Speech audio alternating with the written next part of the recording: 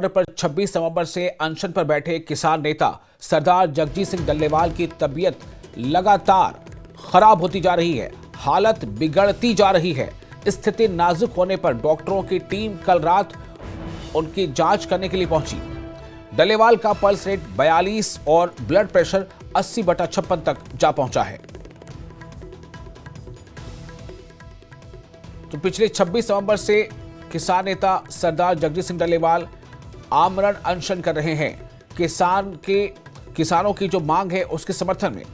आपको पता है किसानों ने लगातार अपनी मांग एमएसपी को लेकर केंद्र सरकार से कर रखी है और किसान ये चाहते हैं कि उन्हें एमएसपी यानी मिनिमम सपोर्ट प्राइस को लेकर लीगल गारंटी मिले। साथ ही किसानों का ये की जो मांग है कि किसानों और मजदूरों को की कर्ज माफी हो।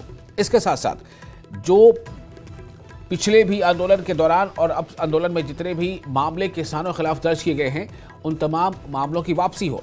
ऐसी कई और मांगे हैं, कुल मिलाकर 12 मांगे हैं। इन मांगों के समर्थन में सरदार जगजीत सिंह डल्लेवाल, जिनकी तस्वीरें इस वक्त आप स्क्रीन पर देख रहे हैं, वो पिछले 43 दिनों से आमरण अनशन पर हैं और इन 43 दिनों में उनकी जो स्वास्थ्य स्थिति है वो लगातार बिगड़ती जा रही है।